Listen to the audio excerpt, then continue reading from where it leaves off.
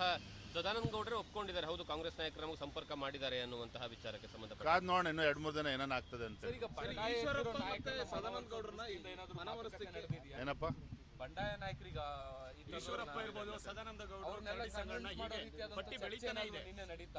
ಏನಪ್ಪ ನಿನ್ನೆ ಬಂಡಾಯದ ಬಗ್ಗೆ ಇದು ಯಾವುದೇ ಚರ್ಚೆ ಆಗಿಲ್ಲ.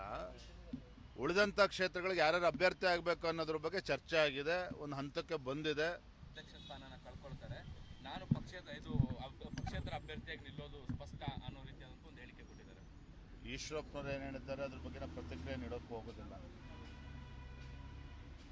ಭಾರತೀಯ ಜನತಾ ಪಾರ್ಟಿ ನಮ್ಮ ವರಿಷ್ಠರು ನನಗೆ 3 ವರ್ಷಗಳ ಅವಧಿಗೆ ಅಥವಾ ಒಂದು ಅವಧಿಗೆ ನನ್ನ ಅಧ್ಯಕ್ಷ ಆಗಿ ನೇಮಕ ಮಾಡಿದ್ದಾರೆ ಅಂತ ನಾನಂತೂ ಭಾವಿಸಿದ್ದೇನೆ. ಸೊ ಹಾಗಾಗಿ ನಮ್ಮ ರಾಷ್ಟ್ರೀಯ ನಾಯಕರು ಒಂದ್ಸಲ ವಿಜಯೇಂದ್ರ ಅವರು ಅಧ್ಯಕ್ಷರು ಅಂತೇಳಿ ಘೋಷಣೆ ಮಾಡಿದ್ಮೇಲೆ ಈ ರೀತಿ ನಿರ್ಧಾರ ಮಾಡ್ತಾರೆ ಅಂತಕ್ಕಂಥದ್ದು ನಾನು ಒಪ್ಪೋದಿಲ್ಲ.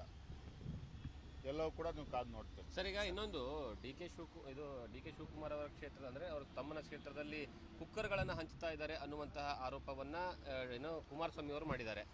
ಇದನ್ನ ನಿಜವಾಗ್ಲೂ ಅನ್ಸುತ್ತಾ ಅಥವಾ ಏನಂದ್ರೆ ರಾಜಕೀಯ ಪ್ರೇರಿತ ಅನ್ಸುತ್ತಾ ನಿಮಗೆ? ಮಾನ್ಯ ಮಾಜಿ ಮುಖ್ಯಮಂತ್ರಿಗಳು ಕುಮಾರಸ್ವಾಮಿ ಅವರು ಹೇಳ್ತಾರೆ ಅಂದರೆ ಉಡಾಫಿಯಾಗಿ ಯಾವುದನ್ನು ಹೇಳಿರೋಕ್ಕೆ ಸಾಧ್ಯ ಇಲ್ಲ. ಅದನ್ನೇ ಅವರು ಪತ್ರಿಕಾಗೋಷ್ಠಿಯಲ್ಲಿ ಕೆಲವು ಪ್ರೂಫ್ಗಳನ್ನು ಕೂಡ ಕೊಟ್ಟಿದ್ದಾರೆ. ಹಾಗಾಗಿ ಅವೆಲ್ಲವೂ ಕೂಡ ಚುನಾವಣಾ ಆಯೋಗ ತೀರ್ಮಾನ ಮಾಡ್ತದೆ.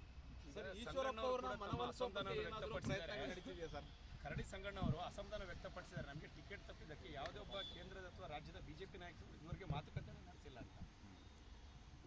ಯಡಿಯೂರಪ್ಪನವರು 4-5 ಬಾರಿ ಅವರಿಗೆ ದೂರವಾಣಿ ಮುಖೇನ ಮಾತನಾಡಬೇಕು ಅಂತ ಪ್ರಯತ್ನ ಮಾಡಿದ್ದಾರೆ. ನಾನು ಕೂಡ ರಾಜ್ಯದ ಅಧ್ಯಕ್ಷರಾಗಿ ನನ್ನ ಕರ್ತವ್ಯ ಇದೆ, ನಾನು ಕೂಡ ಮಾತನಾಡ್ತಕ್ಕಂಥ ಪ್ರಯತ್ನ ಮಾಡಿದ್ದೇನೆ. ಅವ್ರು ದೂರವಾಣಿ ಕರೆಗೆ ಸಿಕ್ಕಿಲ್ಲ. ಕೊನೆಯವರ ಸುಪುತ್ರರಾಗಿರ್ತಕ್ಕಂಥ ಅಮರೇಶ್ ಕರಡಿ ಅವ್ರ ಹತ್ರ ನಾನೇ ಸ್ವತಃ ಮಾತನಾಡಿದ್ದೇನೆ.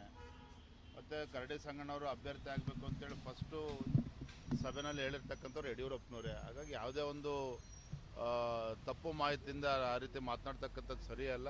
ಎಲ್ಲರೂ ಕೂಡ ಕರಡಿ ಸಂಗಣ್ಣವ್ರ ಹೆಸರು ಹೇಳಿದ್ದಾರೆ. ಅಂತಿಮವಾಗಿ ನಮ್ಮ ಕೇಂದ್ರದ ವರಿಷ್ಠರು ತೀರ್ಮಾನ ಮಾಡಿದ್ದಾರೆ. ಸರ್, ಈಗ ಬಿಜೆಪಿಯ ಯಾವೆಲ್ಲ ನಾಯಕರುಗಳಿಗೆ ಟಿಕೆಟ್ ಸಿಗ್ತಾ ಇಲ್ವೋ ಅವ್ರಿಗೆ ಕಾಂಗ್ರೆಸ್ ನಾಯಕರುಗಳು ಅಂದ್ರೆ ಗಾಳ ಹಾಕ್ತಾರೆ.